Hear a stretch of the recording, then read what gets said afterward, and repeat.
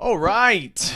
Welcome back, ladies and gentlemen. This is David Patrick Carey with Church of the Eternal Logos. And tonight, I want to talk to you guys about modern day vampires and how life is in the blood. So tonight, we're going to be talking a little bit about, again, that very popular cultural topic called vampires. And looking at some of the products known as like ambrosia, in which in Silicon Valley, people like Peter Thiel are funding enterprises to inject the wealthy with blood of young people. And this got me thinking a little bit. Again, the company, this is backed by the University of Stanford, that there is clear evidence to show both in mice and other animal species, but now in clinical trials using humans, that the injection of juvenile blood, young blood, blood of people under the age of 25 into people older than that helps rejuvenate tissue. It helps prevent aging. And so Peter Thiel is famous for believing that he's going to live well beyond 120 years and believes that injecting, using like IVs and such, putting young blood in one's body is going to lead to immortality. Now, interestingly, for those of you who know your Greek mythology, ambrosia is a name of a drink of immortality regarding the Greek gods. And so this got me thinking a little bit about the archetype of the vampire. And so we're not going to be diving into Vlad the Impaler or Dracula or any specific vampire novel or narrative. What we're going to be looking at is the archetype of the vampire, generally speaking. And my argument is that the vampire is, in a way, the perfect anti-hero to Christ. It's the perfect inversion of Christ in regards to the utilization of blood for life, right? I mean, we are Orthodox Christians. We believe in the incarnation of God and the mystery known as the Eucharist, and we participate in that reality in the liturgies to unify ourselves with the reality, the divine reality of Christ, the divine reality of the Holy Trinity. And so there's a few interesting differentiations here. Christ self-sacrifices, quote unquote, his blood for the life of the world. Now, when we look at vampires, when we look at these celebrities, when we look at Peter Thiel, when we look at ambrosia, when we look at the mythology, when we look at vampires, generally speaking, they are consuming the life force of other people to maintain their own perpetuation in time. Now, like Christ, vampires are also, quote unquote, dead. And of course, they wake up every night out of their coffin, symbolic of their own sort of resurrection. So these vampires resurrect so that they can go out and then feast on the life force, the blood of the innocent, of people, generally speaking. And so we see a very different relationship. As we go through many of these archetypes, we're going to see the exact opposite. The first one, what is a very common feature of vampires, at least since really Dracula forward. And again, the archetype or the mythology of a vampire goes all the way back to Babylonia. So this is an old concept that there are physical, embodied, sort of physical, these aren't ghosts, physical beings that feast on the life force of others to maintain their own existence. This is essentially a parasite. So a vampire is a sort of spiritual parasite, but also physical. It's physically doing this. But after Dracula, one of the common features I think is really interesting is that it's aristocratic. When we look at the vampires, generally speaking, they tend to be almost of a sort of aristocratic nature, right? Again, we can see an opposite in regards to Christ, in regards to sort of aligning himself with the lowly, the humble, the meek, the poor, the sick, where the archetype of the vampire is very suave. It's usually wealthy, usually rich, usually very learned, an aristocrat of sorts. And so he is, with his linguistic facility, very sexual. right? Again, something that Christ is not, but the vampire is a very sexual entity. And this has been developed further and further and further. And I would say the sexuality of the vampire is related again back to the sucking of the life force. And so libido, your sexual energy, that's generally a good marker for your own sort of life force, right? And so I think it's apropos and semiotically correct for the vampires to also be these very sexual creatures. Now, before sort of the Middle Ages and such, vampires were associated with very animalistic behavior. So this character of the aristocrat or the very sexual, suave gentleman, this is, again, the later development. This is post the medieval period, specifically in Europe. And now when you look in the 21st and 20th century, it's replete with this sort of framework. Now, obviously, the vampire sucks blood. So he is taking blood, as we highlighted with Christ. Christ is shedding his own blood. Now, another big difference is that we participate in Christ's blood through a sort of mystical reality. And so if anybody's participated in an Orthodox liturgy would know that we do not uphold the doctrine of transubstantiation, that of the Catholics, meaning that there is a point which we ring a little bell and say that this wine and this, for the Catholics, a sort of wafer, a sort of cracker, an unleavened bread, that this is now the blood in the body. And this is literally it. This is the actual thing. The Orthodox do not go that far. Again, I've talked about this before, but we understand it as a true symbol. And I don't mean symbol in the Protestant sense, meaning it's not real. I mean symbol in the meaning of the Greek word symbolo, right? Bringing to throw things together. Balo is to throw, sim is together. To throw two realities together is what a symbol is. A symbol is marking the merging of two realities. And so the Eucharist for us, as we say in the liturgy, is a bloodless, rational sacrifice. So it's not irrational, and it's not real blood in the sense that we're consuming blood. And we're going to get to Leviticus and Deuteronomy in regards to, we as Christians, again, don't participate in the consumption of blood other than the Eucharist, which again isn't literal blood in the physical sense. It is the blood of Christ in a mystical reality. It really is that in a mystical reality. But at the same time, when we perform the liturgy, we say it's a rational, bloodless sacrifice. We're not really drinking the blood of a living creature. Where the vampire is doing exactly that.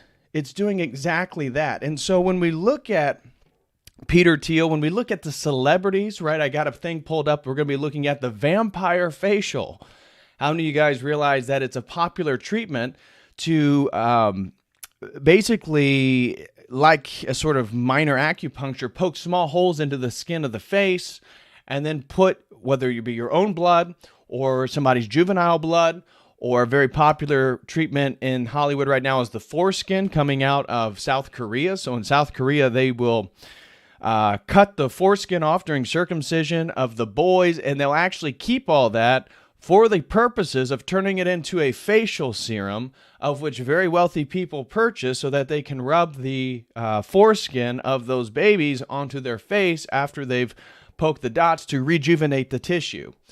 And so it's very interesting, again, the flip on Christ giving himself, shedding himself, again, not literal blood.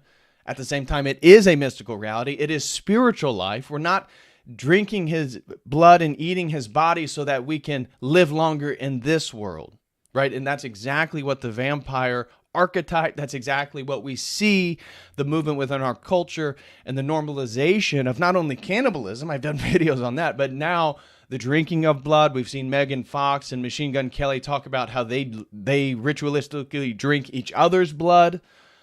So this is not crazy. This is incredibly being normalized in our culture right now. So we see archetypal features of the vampire and how they're flipped on Christ. Again, the vampire is aristocratic. Christ is not. The vampire sucks the blood to live. Christ gives his blood so that we can live. And then the vampire is technically dead, right? And so we see a sort of inversion of the resurrection with the archetype of the vampire. The vampire is a creature in a way who is spiritually dead, but physically here. And I would argue this is exactly what's happening through people participating in these practices, is that they are slowly killing themselves spiritually. And so every time they consume somebody else's blood, every time they participate in these various practices, for what? The purposes of vanity, for the purposes of self-preservation, that in a way they are killing themselves. And so in a way, the modern contemporary practices of the consumption of blood is then a sinful activity that is then spiritually killing people, which is then allowing them to maintain their vanity like Cher or J-Lo or whoever it is into their 60s and 70s. And so what are they doing? As they spiritually die, they're going to consume more blood to live longer and longer, because they're raging against the light, right? The dying of the light, which is their own soul, and they're essentially exchanging that for the temporary longevity they may have in this world. And so it's very interesting that they're technically dead, these vampires. They're the walking dead, yet at the same time, they're alive. And so I think that's a perfect marker to look at, again, what's happening to people. And then again, we flip that back onto Christ. Christ is the source of life himself. Christ can't die. So even though he resurrects, he destroys death by definition, because the source of life can't die. And so if the source of life is if the source of life is within the realm of death, therefore death would be nullified by definition. That is, again, our understanding of the atonement and Christ's harrowing of Hades. And so Christ then has a resurrection, but he's not dead when he resurrects, right? He's not a dead man. He is alive. He has defeated death. So the death, he can't actually exist in the category of the dead man, because he's defeated death entirely. And so we see then the vampire waking up from his coffin, being this sort of living dead creature that has to feast on the living force of others, living life force of others. This is, again, the exact flip of what Christ is. Whether this was intentional or not, because what's interesting when you start to look in some of these archetypes is it's true across cultures. So obviously, really, the vampire legends get going in Europe, Eastern and Western Europe, post the Middle Ages, during the Middle Ages, and afterwards. But you can find examples, whether it be in Babylonian mythology, of these entities that are physical, that then live, they're demons that live by sucking the blood of living people.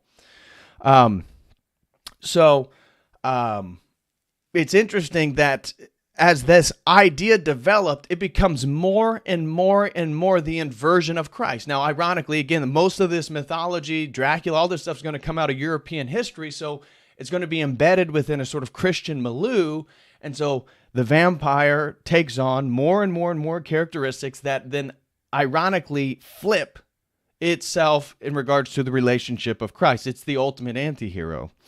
And so we see, as again, he's an aristocrat. They suck the blood to live. They're technically dead. And every night, again, it's like a false resurrection, right? There's this inverted resurrection. They drink the blood of others, and they wake up at night from their coffin, a place in which a corpse is supposed to exist, right? The dead body is supposed to be inside the coffin, and yet it rises every night.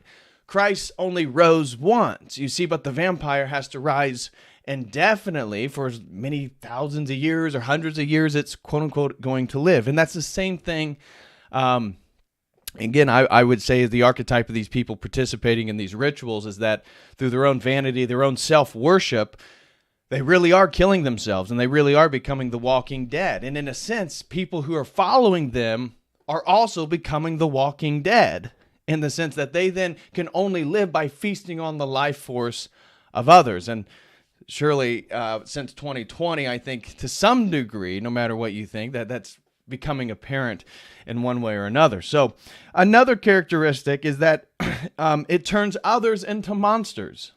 So the vampire, when it engages and sucks your blood, it is not helping you. It's not turning you, again, as Christ does, through the participation in the sacraments. We are also participating in the process of theosis, being divinized, becoming little gods, little g's, by grace, by the grace of the Holy Trinity. And so as we participate in the Eucharistic reality, we are transitioning into little Christ. That's what it means to be a Christian, right? To be Christ-like. Well, the vampire, as it slowly sucks your blood, say this suave vampire finds the beautiful young girl he likes and gets her to, take off her necklace through her free will. So that's one thing, is that the vampire does recognize the sovereignty of free will. You have to let the vampire in. You have to let the vampire, you have to be convinced by the vampire to take your Christian cross off, right? That's another motif. And so he finds the girl he wants, convinces her to take her Christian cross off. And so then he sucks her blood, and then he'll come back night after night after night. And what's happening is the person with the life force, the young girl, she's slowly weakening till she becomes what he is, dead, but then having to feast on the living.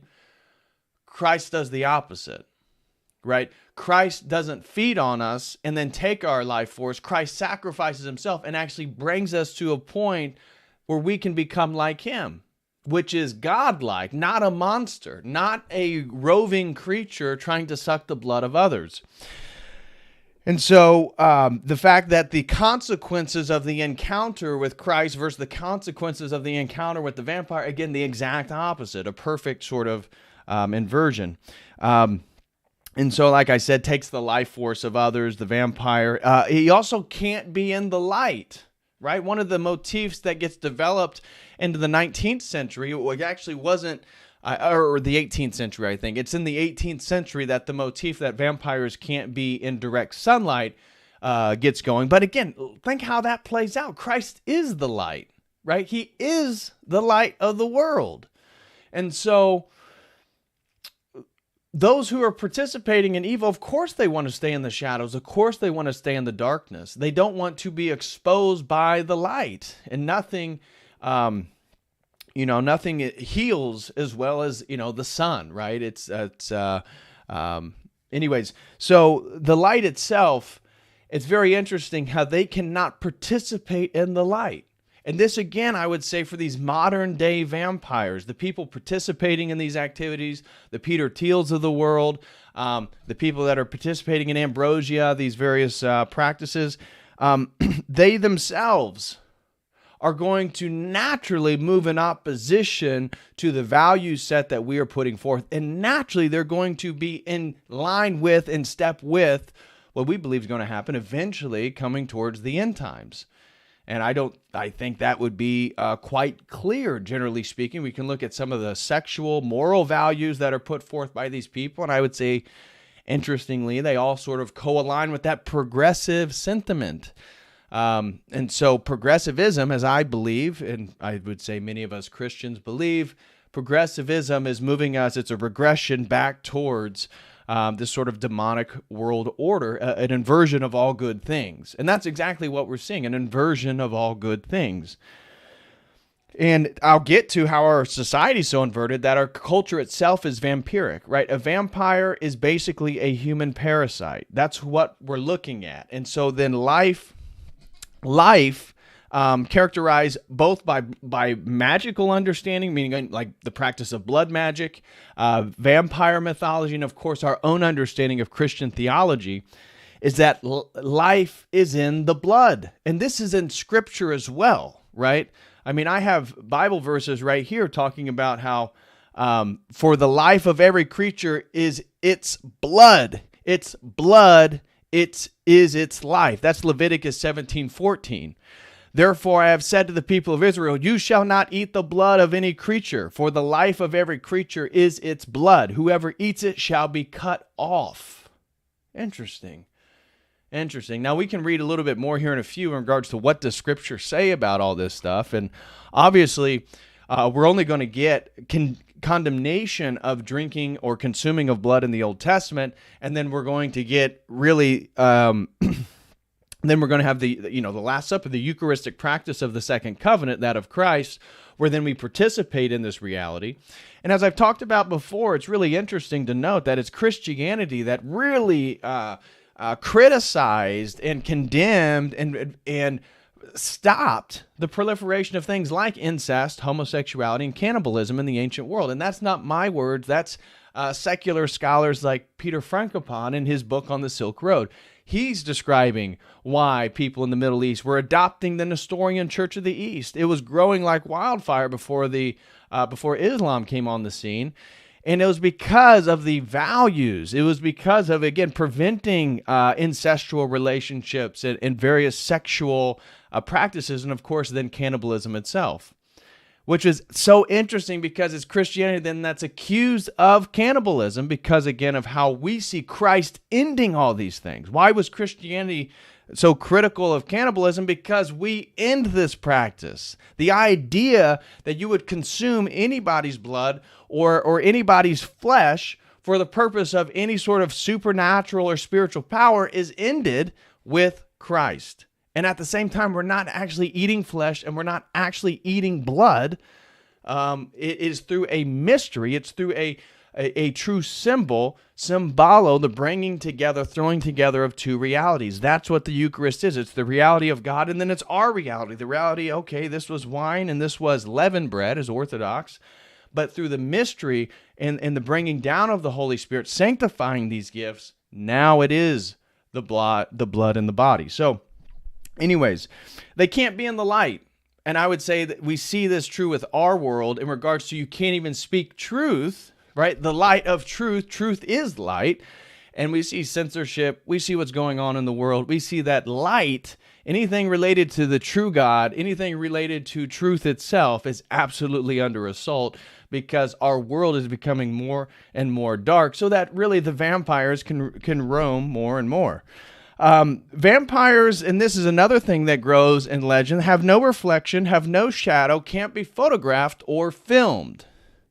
Now that's really interesting too. What does that mean? And the more I thought about it, is that they have no personhood. What does it mean? And again, it's not like the people who come up with this or wrote this in literature were totally conscientious of it. But I think the validity of the symbols and the archetypes that pervade our culture, the reason why people cling to them is because they resonate to some sort of truth. Now, they're people, it's inverted, right? So the goths are all the people who love Twilight or whatever vampire show you watch. Again, vampires and zombies, everybody loves them. Why? Because everybody's becoming them, whether they're conscious of it or not. They're all becoming the living dead, and that's what unifies both a zombie and a vampire. They're living dead beings. And so we are then dying to the world so that we don't die when we die, but so many people are refusing to die to the world, consuming other people's blood, putting children's foreskin on their face, for the purpose of living longer in this world. So we see, again, an absolute difference there. But the vampire has no reflection, no shadow, can't be photographed or filmed. What does that say? Well, he has no sort of image of God. He can't be captured in the full understanding. He has no true personhood. And that's what we talked about over and over in regards to how the personhood of God, how we're made in the image of God, is being destroyed every time we participate in sin, and how sin then nullifies that image, deadens that image, and we literally do become more and more and more dead. So are we having internet problems here? What's going on? Okay. Looks like we're back. Okay, looks like we're good. Sorry, guys. Don't know what's going on with the internet. Says I got a great connection, but I'm seeing that the video's going in and out a bit. But I apologize. Smash that like for everybody who's here. I truly, truly appreciate it. Okay. So now we also have, again, the vampire is a parasite. Suicide was considered to be proof of vampirism. I thought that was an interesting thing as I looked into it. That suicide was considered evidence of vampirism.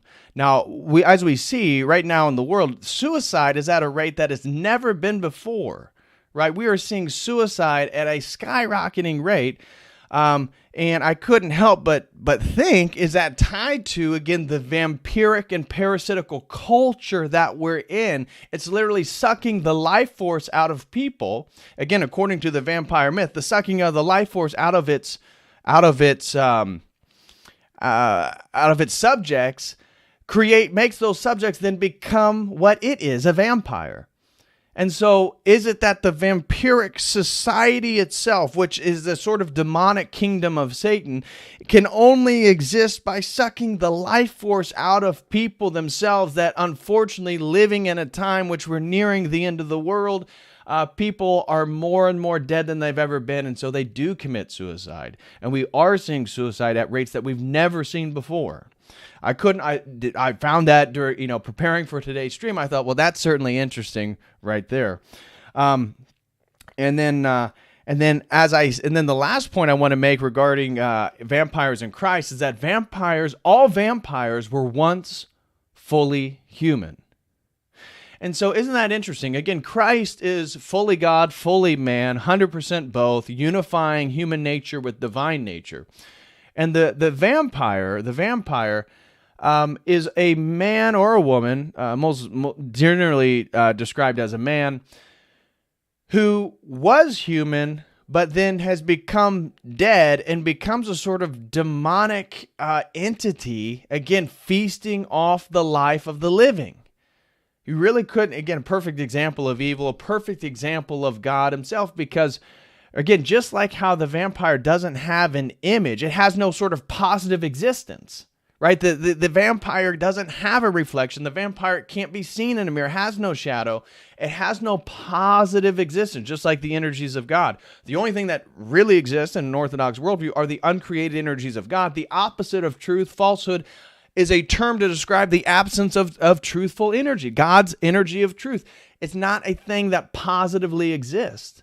And in a way, that's what the vampire is. It's the human embodiment of the absence of all of God's energies. Do you see what I'm saying? And so because of that, they have no real positive existence, and so you can't film them, you can't photograph them, they have no shadow, and they're not seen in a mirror. And so they've lost, again, it's the full representation of the person who's lost the image of God in themselves. And that's why the holy water, the crucifix, all this stuff absolutely is catastrophic to the vampire. They cannot engage in those reality. And so the vampiric and parasitic culture, everything we look at in our culture is the exact opposite of what it should be. And this is my point to show that it's, in a way, a sort of vampiric reality. You look at the food. The food's here to kill us. The processed foods, the seed oils, everything that's in the food, the fast food, the soy, right? They're trying to prevent us from being able to eat meat. Why? Why are they so interested in all that stuff? Because it's essentially a vampiric system. It is a sort of massive satanic sacrifice. That is what the world has come to. And you look at our food, the food is there to poison us. You look at our education system, it is brainwashing. It's not there to educate. We have, again, for a first world country, it's some of the worst education you can get in regards to the public schools. What we're teaching kids is boys that may like the color purple or pink, that you should probably have your testicles cut off and become a girl and take hormones and all this different stuff. What? This is at public schools. Oh, and you're parents and you don't accept that? We're going to take your kids from you because clearly that's child abuse. This is total inversion. A total inversion. This is a vampiric culture itself, right? That is sucking the life force out of those who live in it. And so you can see the military itself. Look at our military just working for the military-industrial complex. We are the military wing of Israel, it feels like, right? I mean, all the enemies that Israel hates are all America's enemies. And we then foot the bill, all of the American taxpayers, to go send our citizens to go fight the Taliban in Afghanistan, Saddam Hussein in Iraq. What for? What's the purpose here? What are we doing? Well, unfortunately, again, our military is not there to free people. Unfortunately, it seems like the U.S. government, the federal entity, not the American people, but the federal structure is there to enslave people. We are the military wing of the Globo Homo agenda. That is what the U.S. military is, unfortunately. And so you can look at the Nord Stream 2 pipeline, and I suspect that the Special Forces probably had something to do with that, and I would suspect that they probably had an American flag on their arm. And so all that does is disturb the economic stability of the world and drive us deeper and deeper into the Great Reset. So our military is inverted. Our government is inverted. They don't care about the people. It's all about themselves. Our medicine, right? Our medicine is an inversion. And that they're literally killing us with the things that are supposed to help us. And so look at the pharmaceutical industry. Look at the insurance companies. That's the worst part about the medical field and medicine itself is the insurance companies, that they jack up the premiums and everything. And so the prices for procedures are just off the charts, and they're getting paid. The hospitals are getting paid to jack up the prices because the insurance companies will pay them. And then again, we fit the bill, and the whole thing's just a disaster.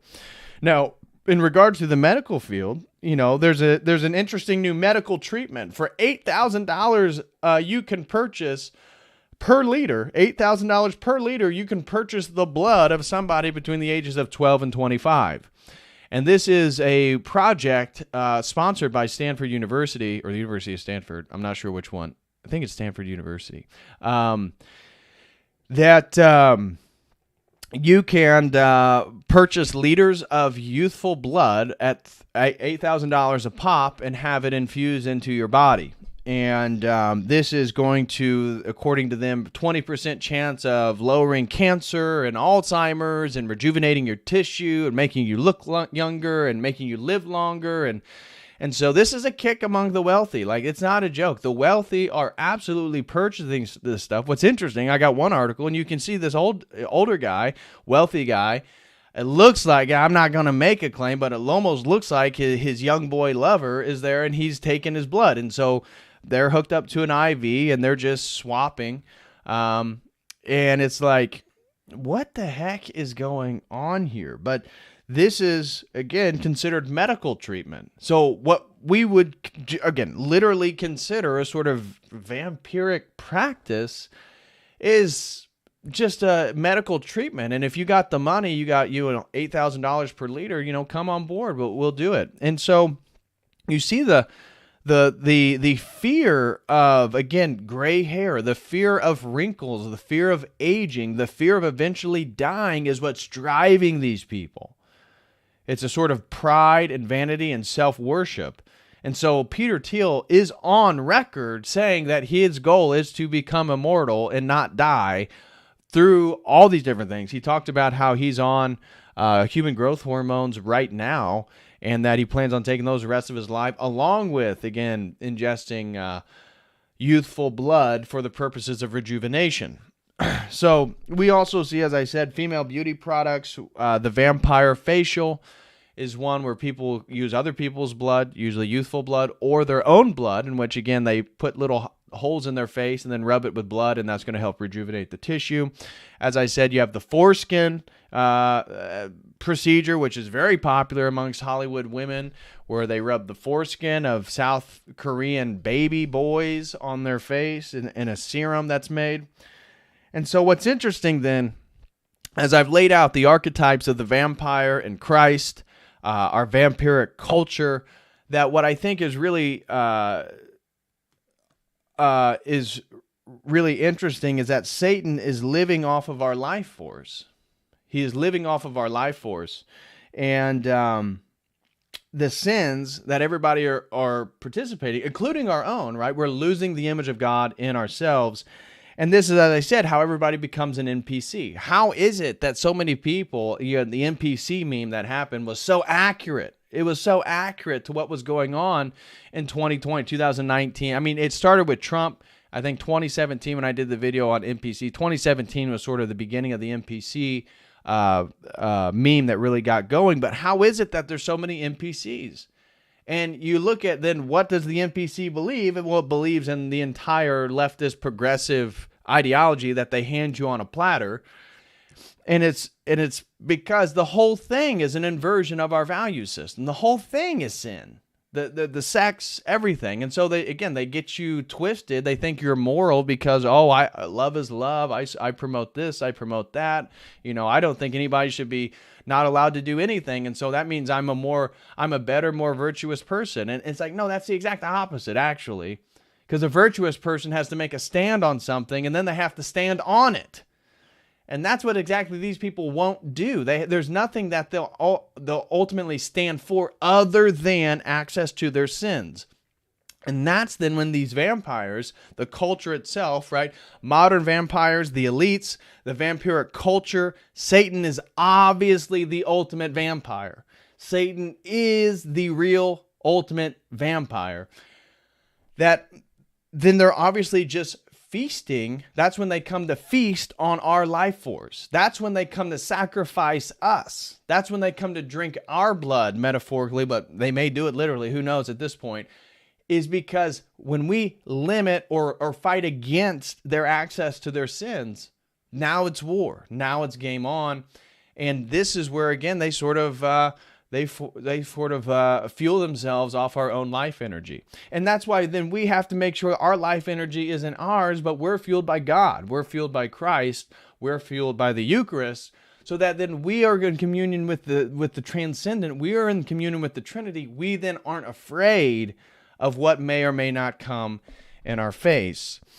And so because of this, everybody's becoming dead. Everybody is becoming a vampire because everybody is losing the image of God, and therefore they must feast on the life force of other people. Whether it be the Ambrosia, whether it be Peter Thiel, or whether it be,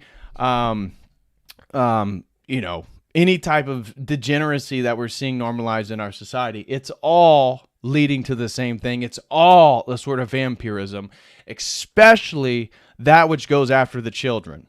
And so we already see the minor attracted person movement.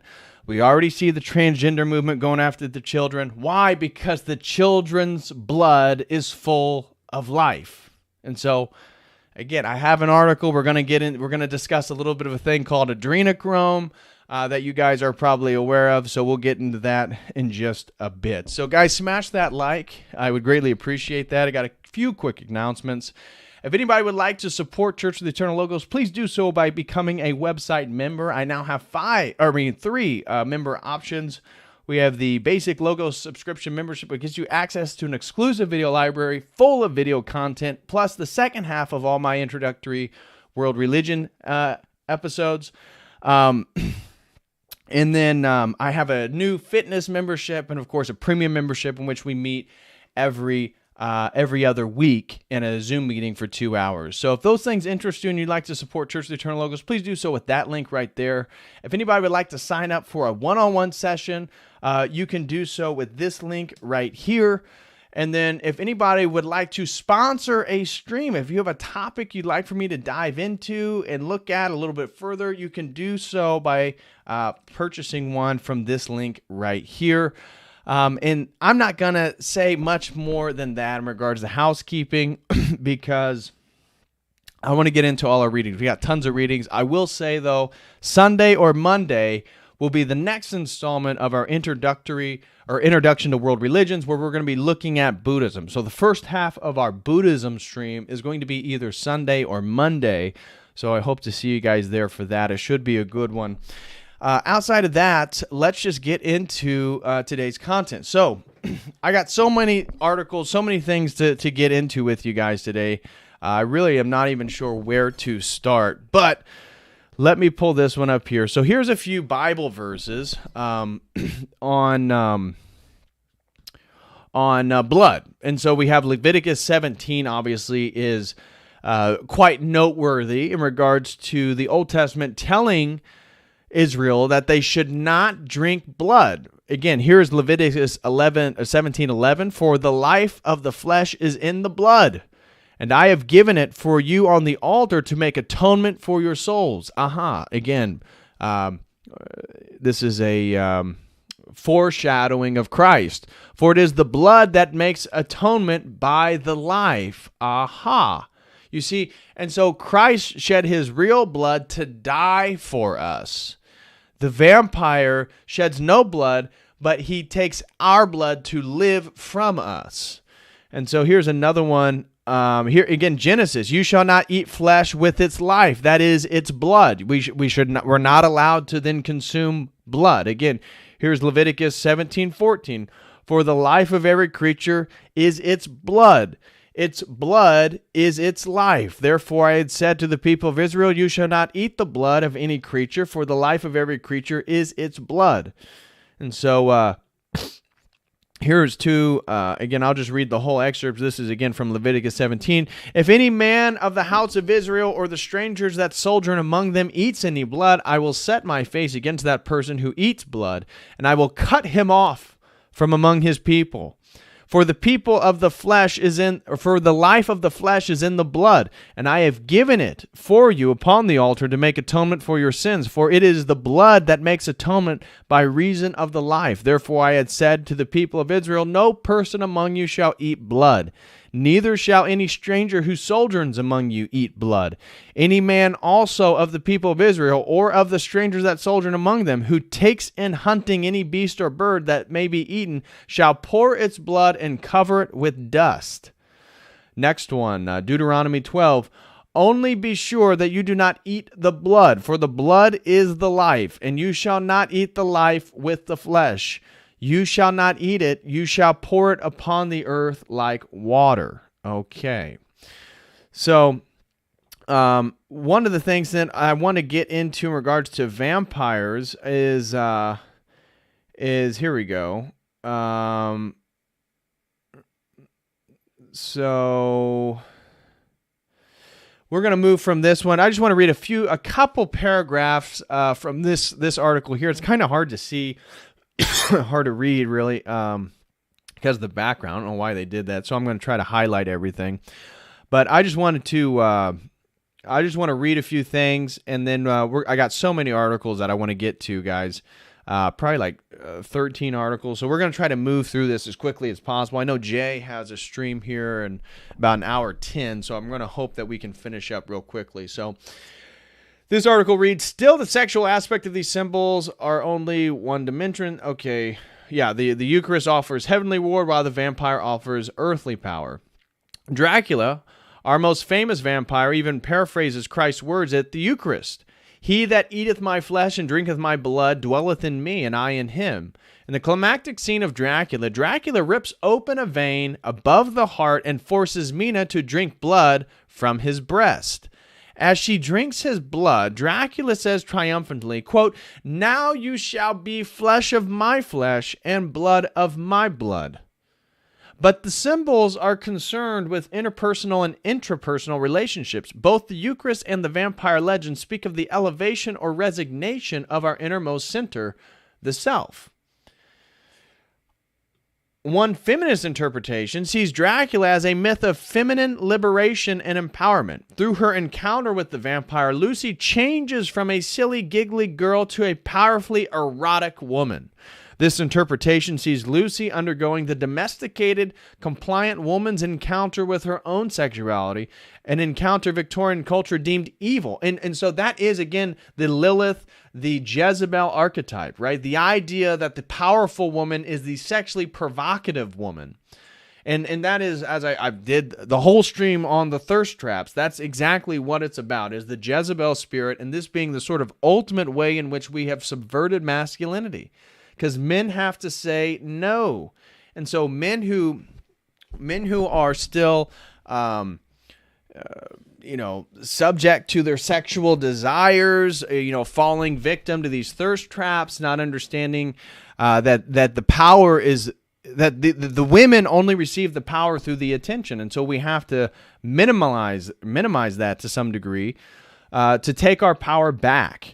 And so we see the female vampire archetype is one that's very sexually seductive And in fact, that's part of her sort of power. And that's why then the feminist interpretation looks at it as a sort of threat to the patriarchy, right? Because how does the feminist see the female undermining the patriarchy? Well, it's through their erotic sexuality, which then the men, these nasty old men, are trying to limit. They're trying to put my sexuality in a box, and I'm not going to let them.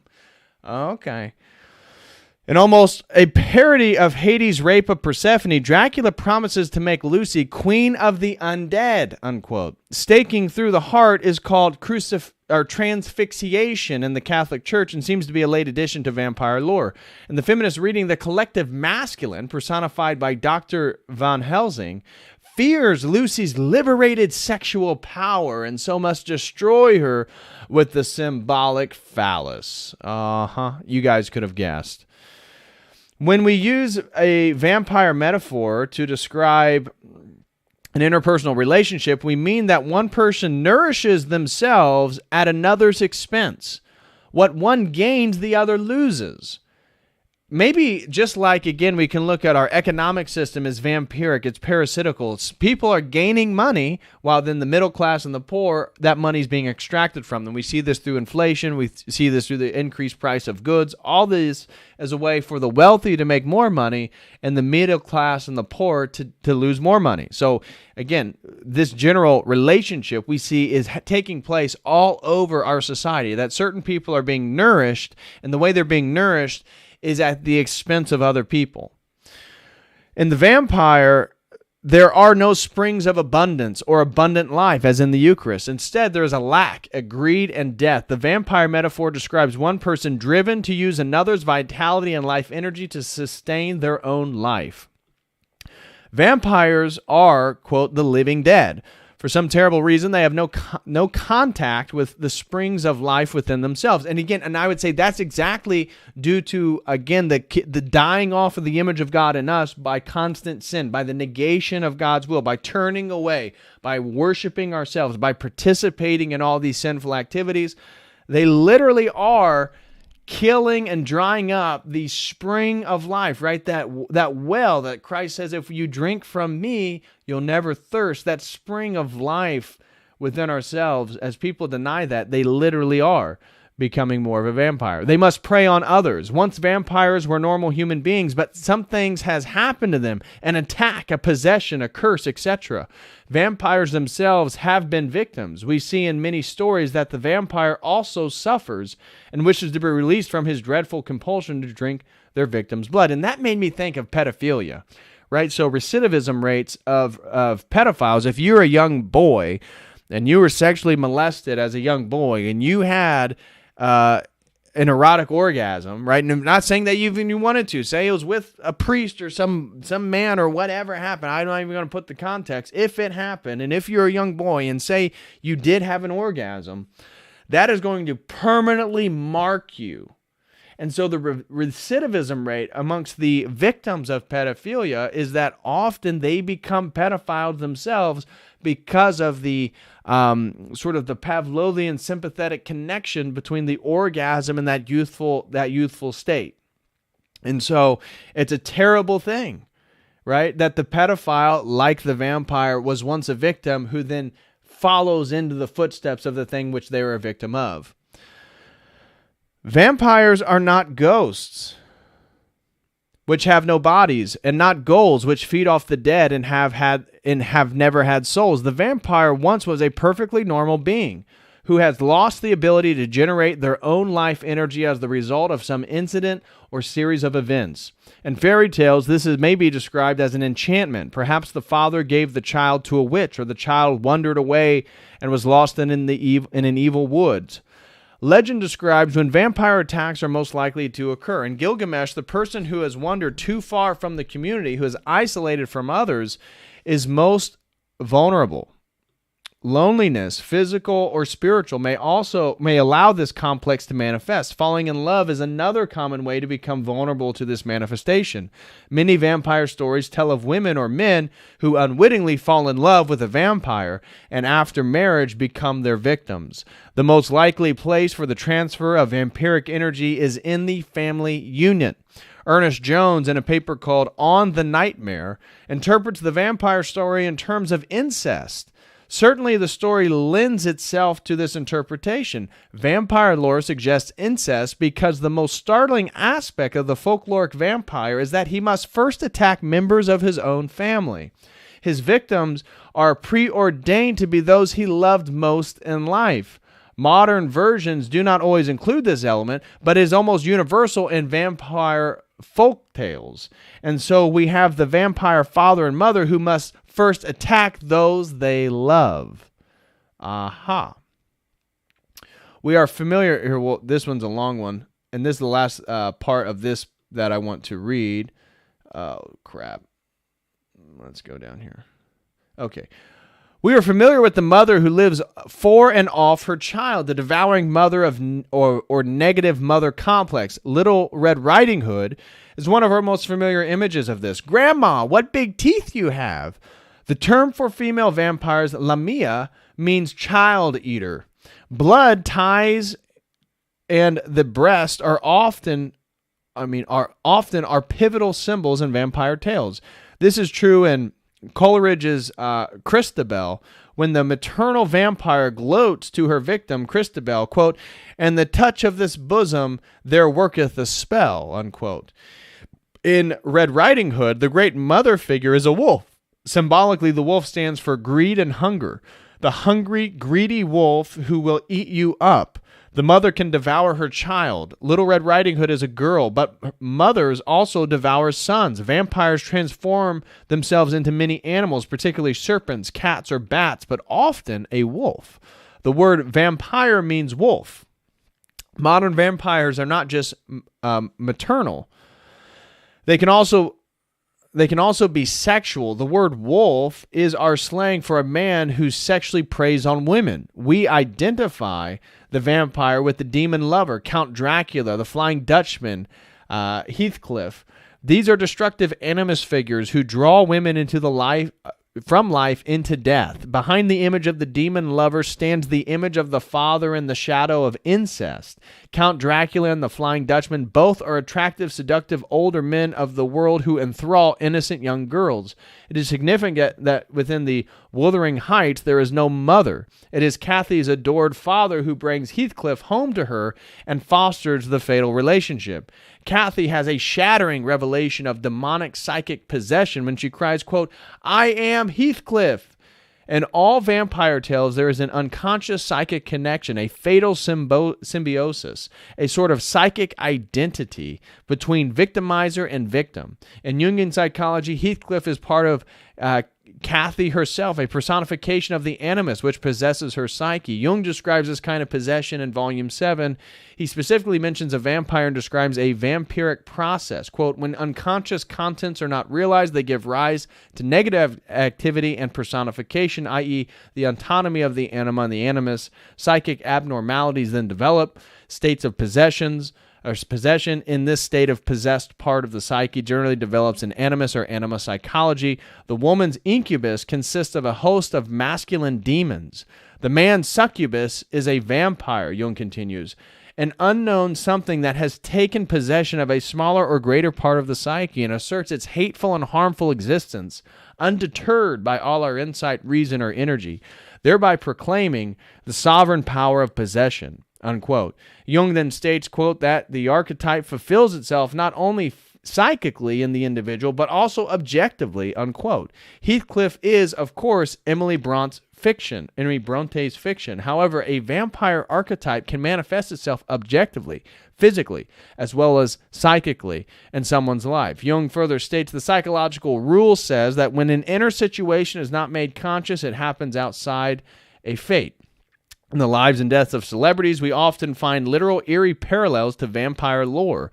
So many external facts about the lives of people such as Elvis Presley or Marilyn Monroe suggest a kind of literal objective possession by the vampire archetype. Vampire lore precludes natural death, and suicide is considered a product of vampire possession, whether it is slowly or quickly induced. So very interesting stuff there.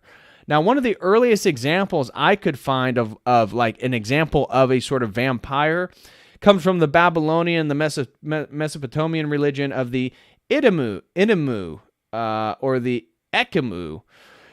And it was a type of, so this was in Mesopotamian religion in Sumer, Akkad, Assyria, Babylonia, similar in nature to the Preta of Hindu religions and the Jiangshan of Chinese mythology. They were envisioned as the ghost of those who were not buried properly. They were considered revengeful toward the living and might possess and possesses people if they did not respect certain taboos, such as the prohibition against eating ox meat. They were thought to cause disease and inspire criminal behavior in the living, but could sometimes be appeased by funeral repast or libations. The Edamu were also thought to be completely or nearly incorporeal, wind spirits that suck the life out of the susceptible and the sleeping, most commonly the young. So obviously they're not as physical as the vampire archetype. It develops later on, but this is a very early example. Now, we just talked about all the vampire stuff, and now what I want to do is get into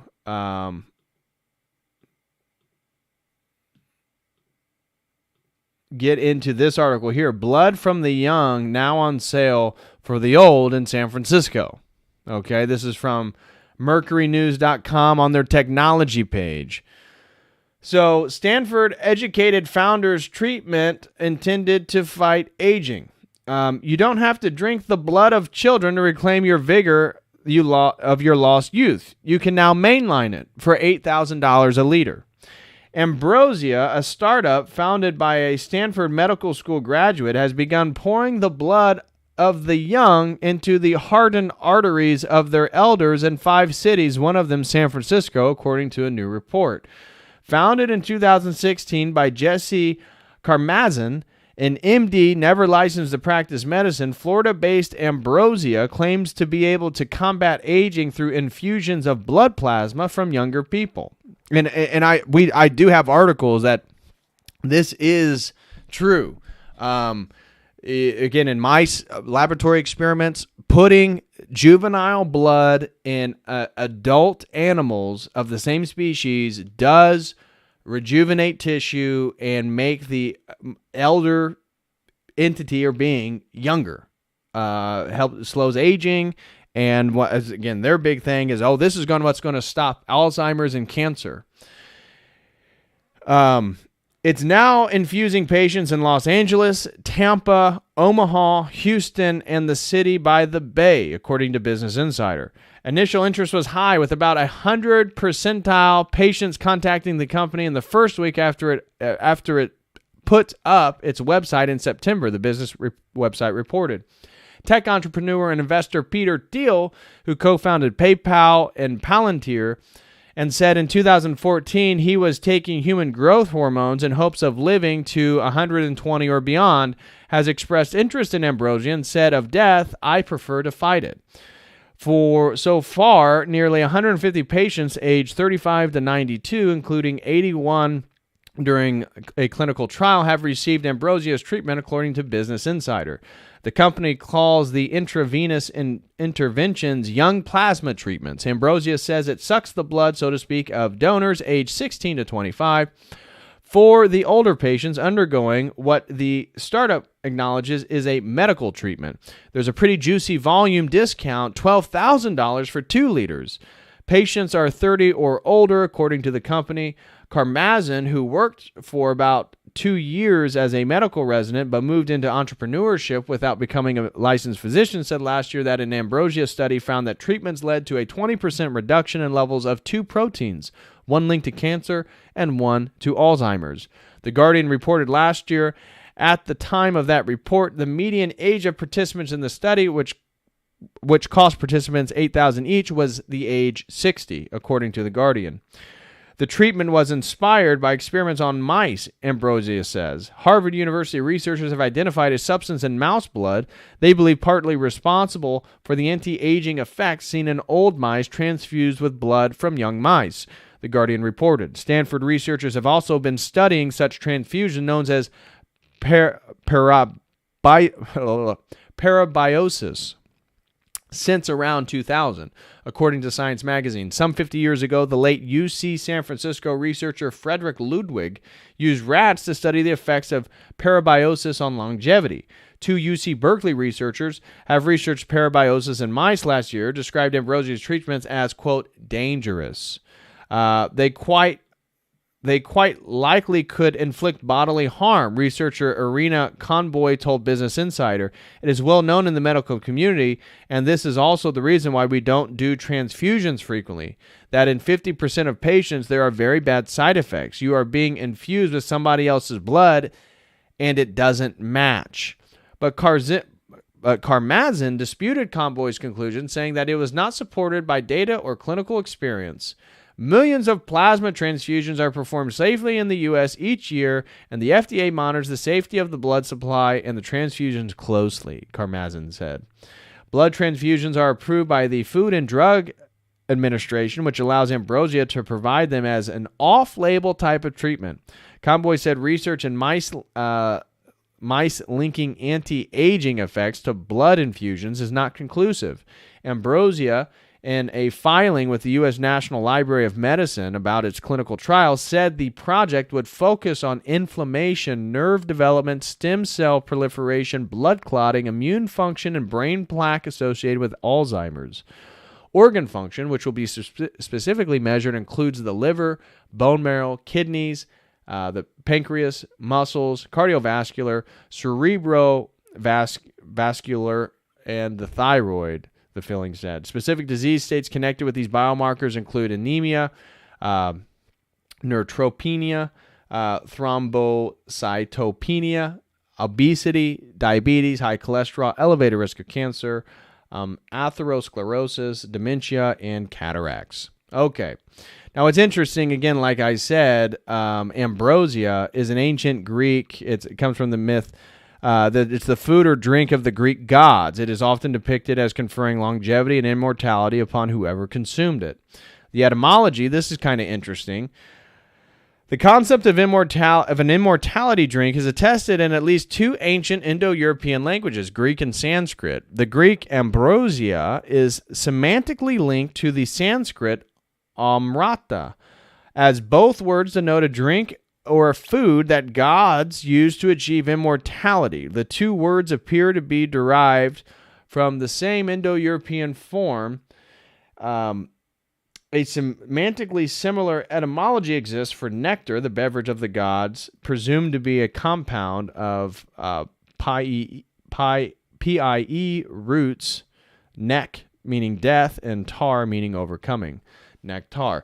I thought what's interesting, and why I thought reading this was interesting, is that one, there's an etymological connection, and so both words, the dranique, the use of gods to achieve immortality, and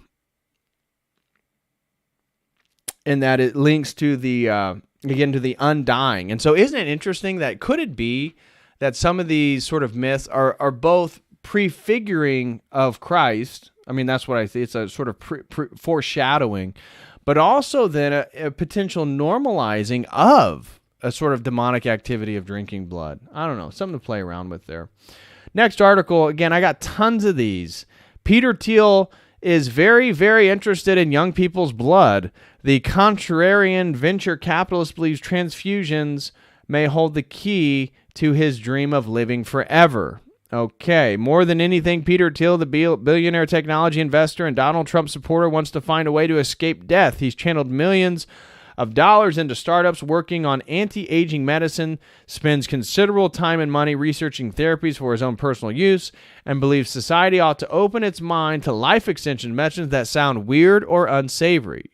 Now, as you know, Peter Thiel is married to a man, and that's my general point at beginning is that I believe some of the practices people engage in allow these unsavory and weird practices to be less unsavory, I guess, if you get what I'm saying. The practice is known as parabiosis, according to Thiel. It's a potential biological fountain of youth, the closest thing science has discovered to an anti-aging panacea. Oh my gosh! Research into parabiosis began in the 1950s with crude experiments that involved cutting rats open and stitching their circulatory systems together. After decades languishing on the fringes, it's recently started getting attention from mainstream researchers, with multiple clinical trials underway in humans in the U.S. and even more advanced studies in China and Korea. Okay, and so you can, here's a thing on Ambrosia. Ambrosia's founder, the guy who we talked about. In one trial after another, subjects experienced a reversal of aging symptoms across every major organ system. While the mechanisms at play aren't totally understood, he said young organisms' blood not only contains all sort of proteins that improve cell function, somehow it also promotes the recipient's body to increase its productions of those proteins. The effects seem to be almost permanent, he says. It's almost like there's a resetting of the gene expression. While Ambrosia advertised the study to attract participants, it didn't seek broader coverage. So Karmazin was somewhat surprised to get a message from Jason Kom, chief medical officer of Teal Capital, who expressed his interest in what the company was doing. I'd really want to talk to you about what the business model would be. Okay. So we're going to move on. Here's another one. The super rich are injecting blood from teenagers to gain immortality. So here you go. This is a BBC article. So again, very interesting picture here. Again, I'm not sure totally how to frame it, but anyways, we'll move on. If you're a millennial, you might have felt for a while now that the older generations are out to suck us dry.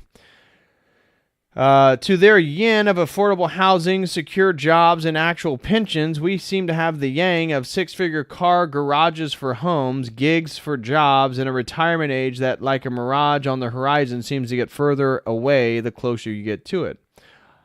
But blood-sucking appears to have become a whole lot more literal, because the super wealthy are now pumping themselves with the blood of young people and attempt to prevent themselves from aging. Over 100 people have participated, again, in that clinical trial that we talked about. They're getting 2.5 liters of plasma.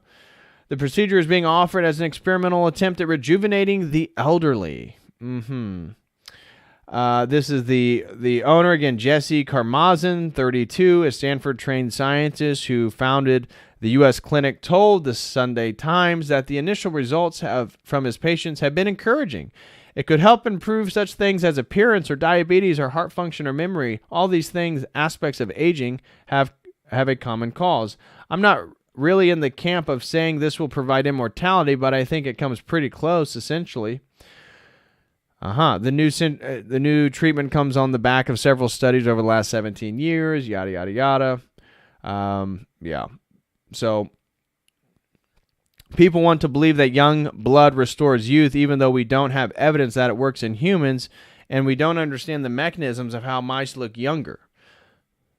And then there's the murky ethics of buying blood that young people might have thought they were donating to those in medical need and using it for expensive experimental treatments. While U.S. plasma donation sites normally offered a stipend of $20 to $50, they emphasize the life-saving treatments that donations can support using patient testimonies. And with disproportionate numbers of America's poorest people regularly donating plasma to make ends meet, this paints a very different picture to the strange world of regenerative medicine, where hundreds of millions of dollars are being invested by the super rich in a bid to outsmart aging or even death. Karmazin has responded to criticism by saying his study passed ethical review, and he argues his patients are immediately reaping the rewards of his treatment. We're already seeing people look better just after one treatment. It's like plastic surgery from the inside out. With pale teenagers, immortality, and a lot of blood, it all sounds a bit twilight to us. Yeah, no joke. Here's one on people who just enjoy drinking blood. Guys, smash that like for everybody who's still here. Truly appreciate it. This article is literally talking about some of the people who identify as quote-unquote modern-day vampires. So in most major cities around the world, communities of ordinary people, nurses, bar staff, secretaries, are drinking human blood on a regular basis. The question is, why? In the French Quarter of New Orleans, John Edgar Browning is about to take part in a, quote, feeding. It begins as clinically as a medical procedure. His acquaintance first swabs a small patch of Browning's upper back with alcohol. He then punctures it with a disposable hobby scalpel and squeezes until the blood starts flowing. Lowering his lips to the wound, Browning associate now starts lapping up the wine-darkened liquid. He drank it a few times, then cleaned and bandaged me, Browning says today. To Browning's bemusement, he was not quite to his host's taste. He said my blood was not as metallic as it should have been, so he was a little disappointed, he recalls. Apparently, diet, hydration, and blood group can all make a subtle difference to the flavor. After they had cleaned up, the pair went to a charity dinner in aid of the homeless. What?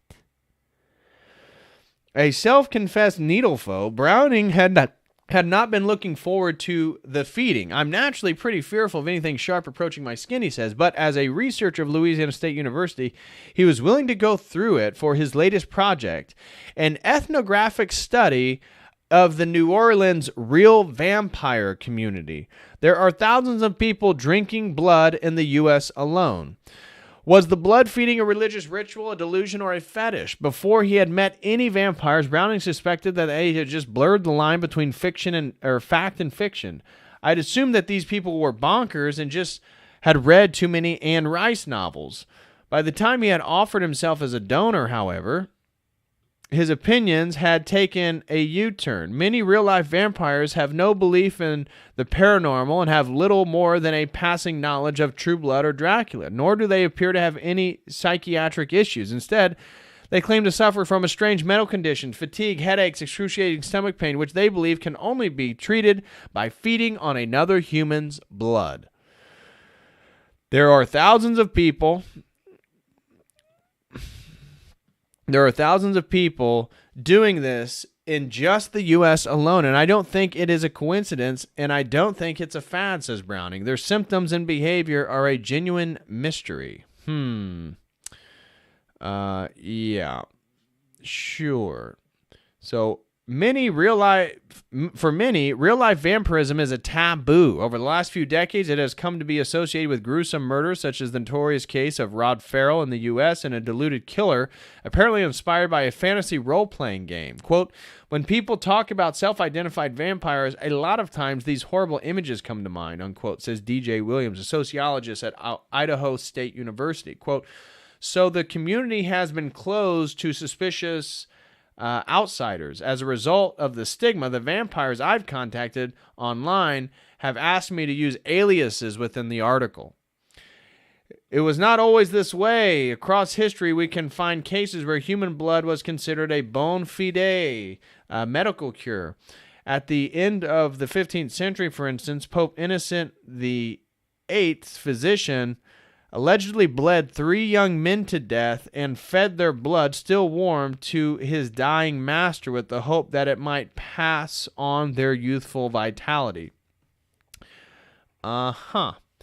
Later on, it was used to treat epilepsy.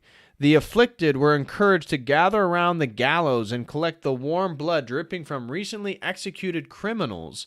Blood was a medium between the physical and spiritual, explains Richard Sugg at the University of Durham, who recently wrote a book on corpse medicine and who is currently writing a volume on vampirism. By drinking the blood of a healthy young man, he says, you were imbibing his spirit and curing whatever afflicted your soul. You see how it's the exact opposite of the Eucharist. I mean, but they have similar motifs. These treatments only fell out of favor following the Enlightenment and the onset of a more general sense of prudery that took hold in the 18th and 19th century. And yet, the practice seems to have lived on among a small group of people. Before the age of the internet, they were largely isolated, but through dedicated web pages, they have now forged thriving underground networks. Quote, from what we can tell, most major cities across the world seem to have a vampire community, says Williams. Thanks to their fear of exposure, these communities have become adept at hiding a barrier Browning faced when he started his study. Quote, this is not a population who are asking to be found, unquote, he says. He was living in Baton Rouge at the time, just an hour's drive from New Orleans, a city famed for its vibrant subcultures. He realized that if he was ever going to get a chance to meet a real vampire, it was now. Walking the streets at day and night, he began to home in on the places, typically goth clubs, where vampires might hang out.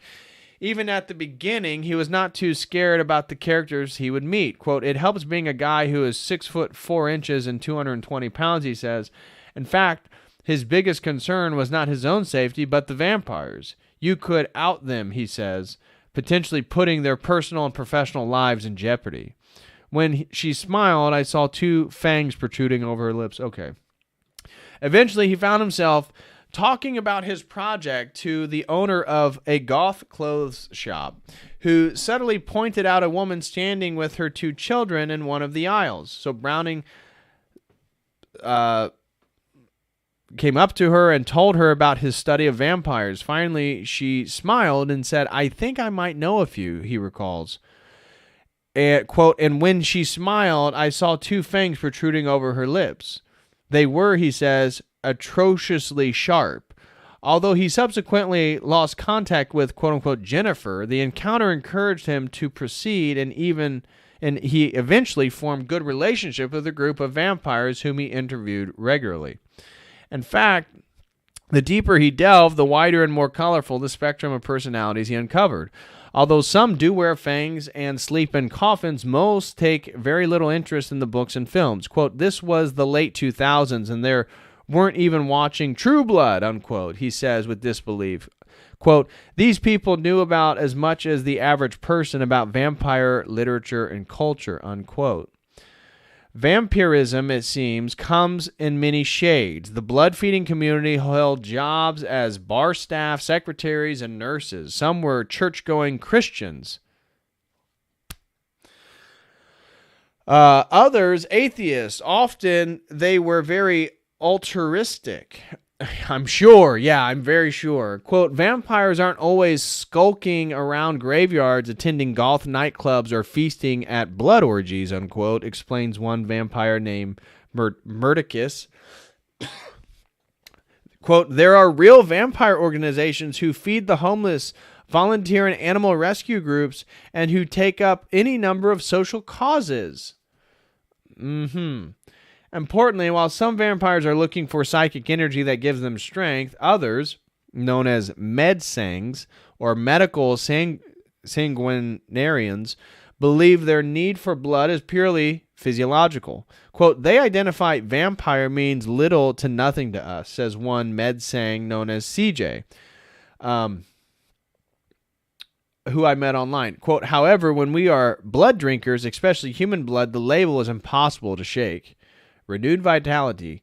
Gently questioning his cohort about the onset of the condition, Browning found the hunger for blood seemed to strike around the onset of puberty. One of the first people Browning interviewed, for instance, had been 13 or 14 years old when he realized he felt weak all the time, lacking all the energy to run and play sports with his friends. Eventually, while fighting with his cousin, he drew blood, and his mouth brushed up against the wound. He suddenly felt a lot of vitality, says Browning. The taste for blood eventually turned into a compulsive hunger. It was a common tale that seemed to resonate with most of the vampires he met. Besides relentless fatigue, other common symptoms appeared to include severe headaches and stomach cramps. CJ, for instance, had been plagued with an irritable bowel, which he says can only be cured after drinking blood. What? Quote, After consuming a sizable quantity, somewhere between 7 shot glasses to even a cup, our digestive system works wonderfully. What? CJ's friend Kanissa paints a similar picture. I would go more than a week without a bowel movement while hungry and feel nausea if I ate anything other than my cure food, she says, describing her apparent relief following a blood meal. She says, I felt 100% better. My mental faculties were sharpened. I can't eat what I want without returning to the bathroom, and there is no joint or muscle pain. This tends to last about 2 weeks, depending on how much is taken and how often it is taken. Sounds like a possession to me, and the damn demon that's inside these people needs the blood. Needless to say, donors are hard to come by. How do you possibly ask someone to let you drink their blood? CJ says donors are often close friends who understand her perceived needs. Kinesia feeds from her own husband every couple of weeks, and in other cases, it may involve some kind of payment, says Browning. Whatever the precise nature of the donor-vampire relationship, it's always consensual. The utmost care is taken of the donor, making sure they are relaxed and willing at all times, says Kinesia. And I love it's always consensual because, again, one of the motifs of vampires is that you have to let them in. And so whether it be the ambrosia and the taking of people between the ages of 16 and 25, or these people who just ritualistically feast on blood. Yeah. So, anyways, so this whole consensual thing, it's like, again, you're letting the vampire in. Like, oh yeah, you can drink my blood. Yeah, go ahead. No, they're taking your life force, bro. Like a husband letting his wife drink his, like, they're both dying together. It's unreal. Blood drinker CJ's kit includes antiseptic to clean the skin, the cat, a squeeze ball which helps veins pop out, the mouse, and a tourniquet to tie around the arm. Yikes. CJ's donors can choose whether the blood is collected from a cut with a scalpel or intravenously with a cannula or butterfly needle. The kit also shows the considerable measures she goes in order to clean the wound and avoid infection. After collection, this blood bag is refrigerated. It lasted the sanguarian around 5 days. The sanguarian collected about 15 vials of blood, some of which she consumed on the spot.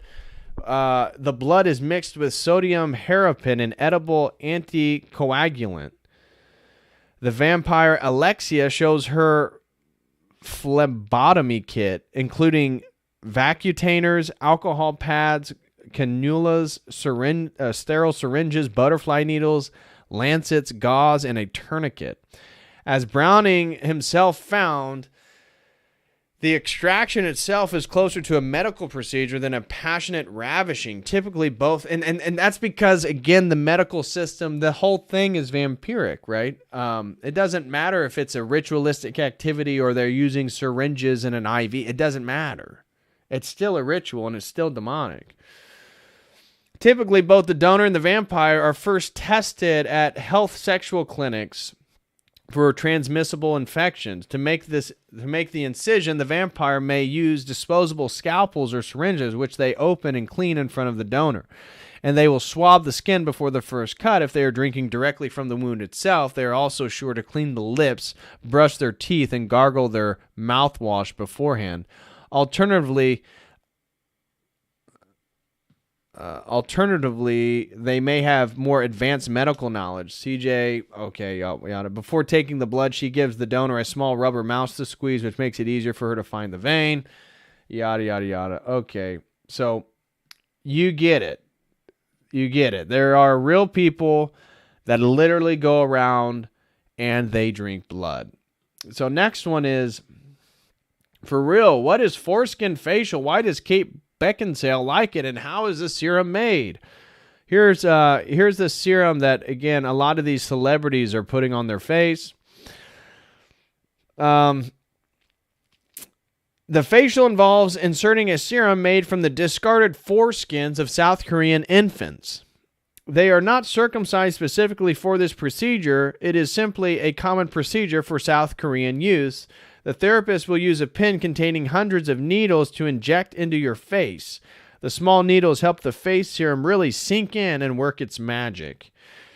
The face serum produced contains proteins which are taken from the cells responsible for regenerating connective tissue of circumcised baby boys. It produces fibers such as collagen, which is cloned in a lab. And so this is, again, she got too many wrinkles around her eyes for taking foreskin to the face. But yeah, so my only point is to highlight that this is not uncommon. I know Sarah Jessica Parker did this. Many other celebrities did it. This is saying the Star said Sandra Bullock. And I saw the same facialist in New York, Georgia Louise. I don't know who that is. And she gives what we call the penis facial. And it's something, I don't know what it is or whether it just cause it smells a bit like sperm. There's some enzyme in it, so Sandy refers to it as the penis facial. Wow, this treatment may sound pretty out there, but the stem cells from the baby foreskin has been used for a long time by doctors in skin grafts to help burn victims. Here is use your own blood to look younger. It's called the vampire facial. Vampire facial, or medically known as platelet-rich plasma injections, are a recent technology that uses ingredients from your own blood to regenerate your skin and rejuvenate skin proteins, resulting in vibrant, fresh, younger-looking skin. Now, the only thing I'll say about this one is it uses your own blood. Now, I don't know, you need to, if somebody interested, talk to your priest, but at least from my understanding, it's not using other people's foreskin and it's not using other people's blood. It's still very weird nonetheless. So PRP therapy is a non-surgical treatment that causes controlled trauma to the skin in which stimulates targeted healing. It works by stimulating the body's own healing mechanisms to repair injured musculoskeletal tissue. Platelet-rich plasma taken from your blood is made up of platelets, stem cells, and growth factors. By injecting PRP into your skin, these substances will accelerate the normal healing process by the formation of new skin proteins at the treated area. As nothing artificial is being used, this treatment is very safe and the most natural way of rejuvenating the skin. So that is the vampire facial. Now, here is one, very interesting. There is no longer conspiracy. Elite openly paying to ingest the blood of the young. Very straightforward. This is a pretty good article. If you'd like to read this, of course, I'm running out of time. If you'd like to read this article, you can read that there. So, guys, smash that like for everybody who's still here. Please hit that like. And so this one talks a lot about the stuff that we've already looked at. But the next article is what I want to read to you. The marketing of children's blood. Adrenochrome goes mainstream on Turkish TV news. This is in 2020. What was once a taboo to discuss was formerly relegated to conspiracy theories. Parts of the darkest places on the internet is now becoming mainstream. The harvesting of blood from children and babies and marketing products derived from them to allegedly help people stay young and theoretically give them immortality. The Sun published a review of the series earlier this week. Would you like to live forever? From daily sessions to sub-zero cryo chambers to stem cell injection and transfusion of teenagers' blood, their bizarre attempts to become superhuman have fueled a multi-million-dollar industry. It may sound like something out of a sci-fi novel, but there's a growing band of silicon billionaires who believe they can achieve eternal life through biohacking, the process of making alterations to your body to keep it younger. Netflix's new drama Biohackers, released on Thursday, August 20th, seizes on the terrifying trend by imagining a secretive lab where a young student, played by Luna Weldler, discovers a sinister experiment using the techniques of an entire town. Here we meet the real Silicon Valley biohackers, the men who want to be immortal. Peter Thiel, thirst for young blood. PayPal founder Peter Thiel has a gruesome plan to achieve eternal life by injecting the blood of teenagers. The practice known as parabiosis. Yep, we already talked about that. The billionaire mogul 53 has said, I'm looking into parabiosis stuff, which I think is really interesting. This is where they did the young blood into the older mice, and they found it had a massive rejuvenating effect. It's not known whether Thiel has acted on his impulse, but he has previously admitted to taking human growth hormones to slow his decline into old age, and he stands against the ideology of inevitability of death. Gosh, I can't talk. As the press review of this new Netflix drama reveals, this is not science fiction, has been happening for years now. In fact, the practices of harvesting blood plasma from children and babies has apparently been so widespread that the FDA had to issue a warning about it last year. The Verge ran an article on March 26, 2019, Everything Wrong with the Young Blood Injection Craze. Recently, the U.S. Food and Drug Administration made a somewhat strange request. Please don't buy transfusions of young blood plasma to improve your health. The announcement is a conclusion of sorts of years-long hype over the tantalizing possibility that the fountain of youth can be found in the bodies of other people. To find out why that's not exactly the case, we speak to Irna Conboy. Okay, that was the UC Berkeley. Okay, yada, yada, yada. Okay, moving on. And while the coverage of The Verge was negative, trying to discourage people from practicing this, you can find plenty of positive reviews of the practice online as well, such as the lecture given by the popular TED Talks platform in 2015 by Tony Weiss-Corey, PhD professor of neurology and neurological sciences at Stanford. How young blood might help reverse aging. Yes, really. He discusses his own unpublished work on injecting human young blood into mice. Here is another video in 2015 discussing the same thing and referencing an article published by the Smithsonian Magazine titled Vampire Healing: Young Blood Can Mend Old Broken Bones. And that is this article right here. Let me share that for you guys. Okay.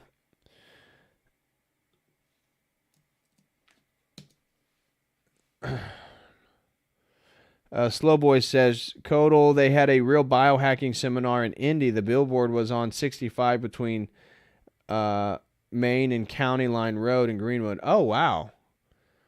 That I probably drove right past that and wasn't even paying attention.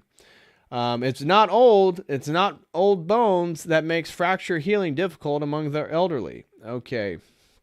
So, moving on, and while the new Netflix series being launched in today might be fictional, there could be a higher purpose and motive in regard to airing the series of Business Wire. Berkshire Hathaway Company also came out with a press release today claiming that the new Netflix series is being stored and twists synthetic DNA for the first time, a leading entrepreneur. Okay, moving on. Adrenochrome, harvesting baby blood just after they are literally frightened to death. We have previously covered over the years the horrific practice of child sex trafficking among the rich and powerful. We have revealed that the practice and its roots in the occult of satanic ritualistic abuse.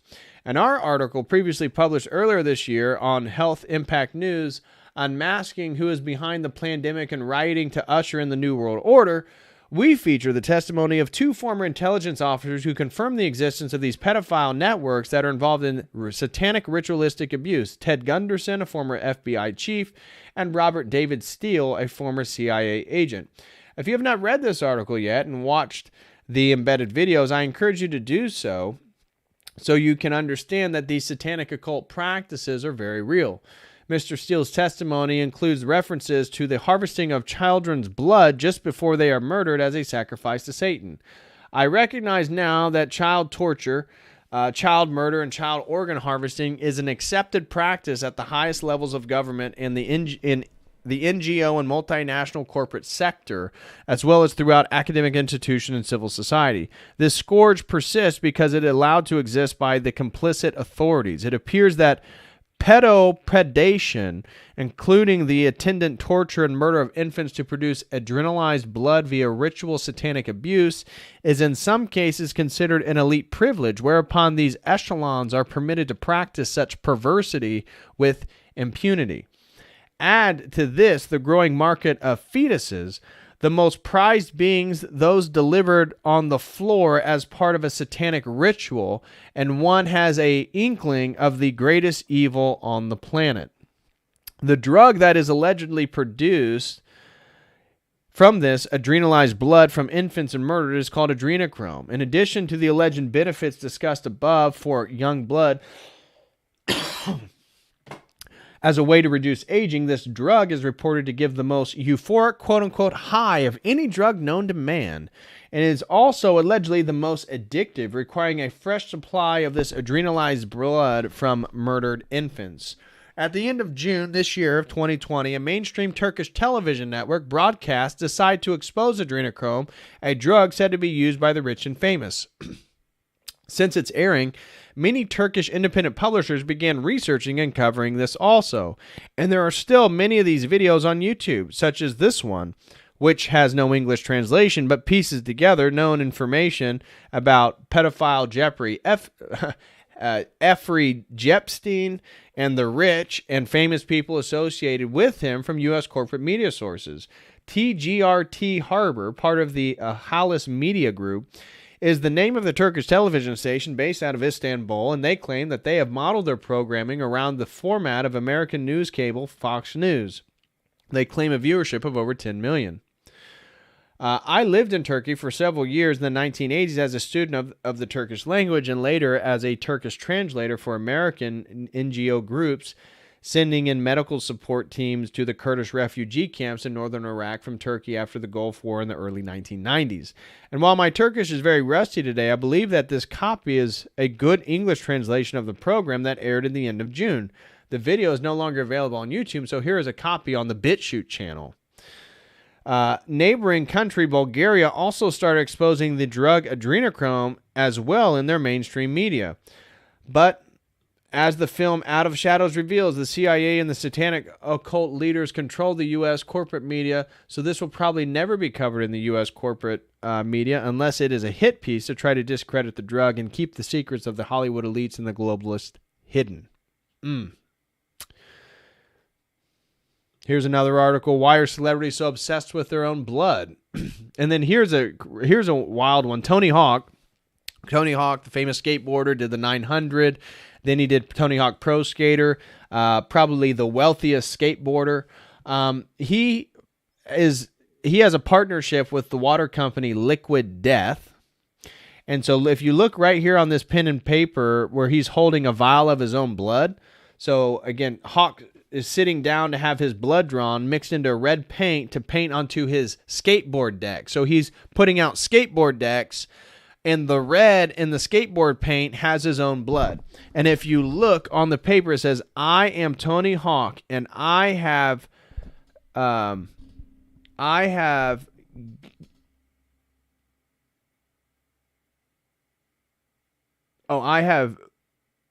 voluntarily given my blood to Liquid Death. So I am Tony Hawk, and I have voluntarily given my blood to Liquid Death. Sounds like a ritual to me, if you ask me, but this goes on to talk about multiple, like Lil Nas X, Megan Fox, all that different stuff. Megan Fox has a blood drinking ritual with Machine Gun Kelly and thinks social media is sinister. Yeah. Oh my gosh, social media. They said that we're satanic. They said that we're evil. It's sinister. No, you guys literally drink each other's blood. What are you talking about? Young blood rejuvenates older tissues. This is just a straight medical talking about from the Smithsonian, talking about how this all works, this parabiosis. So if you want to check that out, you can use that. And then here's an article on the Eucharist, the body and blood of Christ. Here's a whole thing I was going to read on basically from Dracula forward in the evolution of the vampire archetype, but we don't have time. Here's one on a site that is in favor. This is a witchcraft site that is in favor of blood magic. And so I came down here, the power of blood. I'm not sure. I don't need to tell you that blood is a powerful thing. This is something that is so embedded in us all that we understand. So this article, if you read the beginning of it, it's like, Yeah, blood's associated with death and life, and it's kind of creepy for people, but we need to get over that. Blood is a powerful thing that we can use for magic. What? Are these people retarded? The sight of the bright red fluid, whether it was coming from an enemy or friend you prey on, got immediate attention. Blood is associated with such powerful concepts that some people can't stand the sight of it and might faint away if presented with too much. Blood is associated with slain warriors. Blood is also associated with life. Blood is associated with pain. Blood is life. It courses through your body, delivering oxygen and nutrients to every part of you. Blood is energy. When you push yourself, your heart pounds and your pulse races as your blood flows even faster. A woman bleeds during her menstrual cycle. She bleeds when her hymen breaks. There's blood at childbirth. If you donate blood, you might be saving someone's life.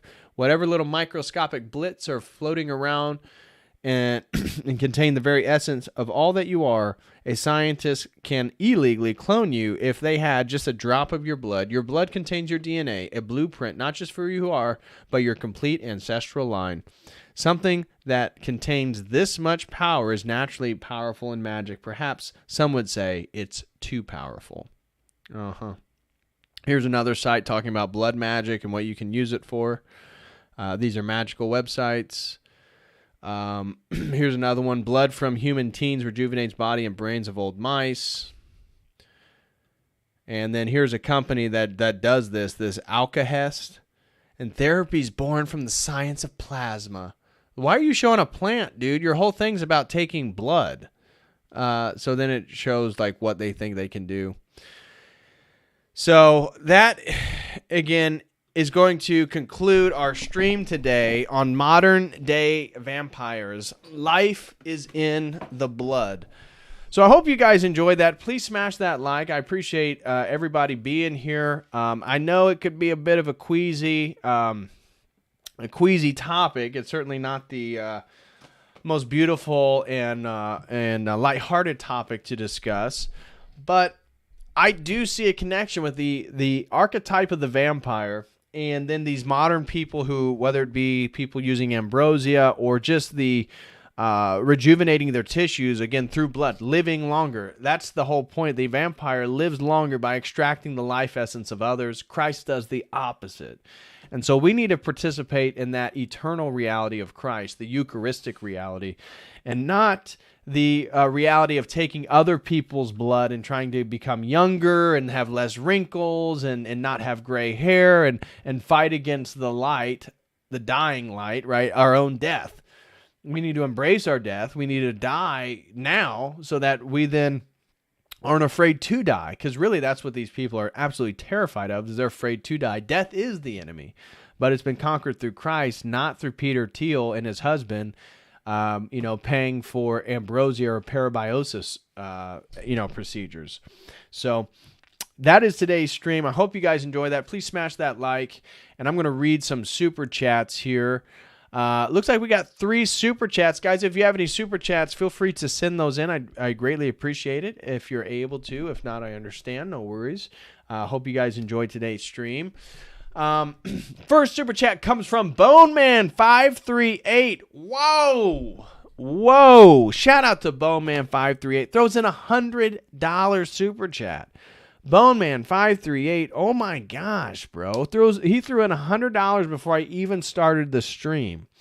God bless you, bro, and the wife. I hope you guys are doing well. Thank you so much, man. You are by far the biggest supporter of me and my work, and I can't thank you enough. Thank you very, very much. Boneman538. God bless you, man. Thank you very much. No, he just says thank you. Well, thank you, man. Next super chat comes from Dr. Vagisil. Dr. Vagisil throws in $2 and said, sad I missed the last stream. Had an influx of patients from a late night feminist wrestling competition in the area. Used up half my inventory. Well, that happens, but at least you were there, to purify. You got to keep everybody clean. So you're doing great work out there, Dr. Vagisil. God bless you, bro, for the $2 super chat. Dr. Vagisil throws in another $1 super chat and says, sometimes I contemplate my mistake / fallen nature with Jesus saying, neither fornicators shall inherit the kingdom of God, and telling the woman to go and sin no more in similar passages, as well as avoiding despair since it is sin. Negative feedback loop. Yeah. Dr. Vagisil, you can definitely get into a negative feedback loop. You don't want to focus too much on your own sins. I mean, you do. Yeah. Okay. Take two. Let me rephrase that. You absolutely do want to focus on your own sins. You want to repent from those, but you don't want to focus on, it's a lack of faith in Christ's work to constantly feel that you aren't worthy. I mean, we aren't worthy. We are not worthy, but faith in Christ and his work. But I can relate. Bro. I don't know how I'm going to get there. I've decided that maybe the best way I can get into the kingdom is to make sure that I raise incredible children that will also follow the right way, follow Christ, be good people. And maybe my way, because I've been a fornicator, I've definitely been a sinner. Maybe my way into the kingdom is by being an incredible, incredible father and a husband, and do the best that I can with the rest of the life that I have. However that long is going to be, we'll find out. But yeah, it's basically a negative feedback loop, Dr. Vagisil, like you said. And so you gotta be very conscious about your sins and doing right, but not overly emphasizing sort of negative feedback loops. As you said, the fact that you're aware of it is already a good start. So Dr. Vagisil, I'm sure it's hard to be contemplative and self-reflective with so much work to do. I'm trying to super chat, but YouTube won't let me. YouTube won't let you? Is the stream not monetized? Yeah, the stream monetization is on. If anybody would feel free, you can do so. Also, feel free to use the Streamlabs link if anybody wants to send in a super chat. Let's see if anybody sent in anything on Rockfin. Nope. Yeah, Keenan Beats, great intro music. Again, you can always send something in using the Streamlabs link if you would like. Yeah, Dr. Vagisil, just focus on what you can do, man, and take it one day at a time. One day at a time. I am no better. I am just a filthy, wretched, dirty little sinner like you are. So you just got to do what you can. Focus on it. Pray. Make sure you're praying, right? If you're praying regularly, you may not have that same feedback loop. I don't know. But that's a possibility. Certainly a possibility there. So anywho, guys, that looks like that is all the super chats. I know Jay's getting ready to go live with a guest. I'm not sure who is guested. Who is Jay's guest? I'm not sure. I'm not sure what it's with Andrei Tarkovsky. Oh, it's the introduction. Oh, that'd be some good stuff, guys. So you definitely want to check that out. That's with Andrei Tarkovsky Jr. Oh, that is with Father Vladimir. I met him in Florida. Father Vladimir is awesome. Really, really great guy. Yeah. Anyways, guys, that looks like it's going to do it. Make sure you go check out Jay and Father Vladimir. I love Father Vladimir. It was a pleasure to meet him in Florida. God bless Jay and Jamie. Hope they're doing well. I'm going to reach out to Jamie about setting up our Disney stream, so that should be a good one here soon. But anyways, yeah, Father Vladimir, Father something or other. Father Vladimir is awesome. Oh, wow, Keenan, great point. So Keenan just said that garlic is used to kill parasites in humans and also vampires. So, yeah, totally goes along with the vampire being the anthropomorphized parasite It is the human parasite, and that is really what we see with the global elite, the economic structure, the Great Reset. They're all trying to feed off of us, feed off of our creative energy, because they are dead. They do not have the image of God in them anymore. So, anyways, with that, guys, I'm going to hop off here. Smash that like, and I'm going to be back Sunday or Monday with the introduction to world religions. We're going to be tackling Buddhism. So we're going to be looking at Mahayana, or Theravada first, then Mahayana, and then Vajrayana. 3 forms of Buddhism. We'll be diving into Pure Land. We'll be diving into Chan and Zen and Shingon Buddhism, all these different things. I hope you guys can join. That's going to be, again, Sunday or Monday. So I'll be back Sunday or Monday, most likely Sunday. So I hope you guys have a wonderful rest of your weekend, and I will see you Sunday or Monday. As till then, as always,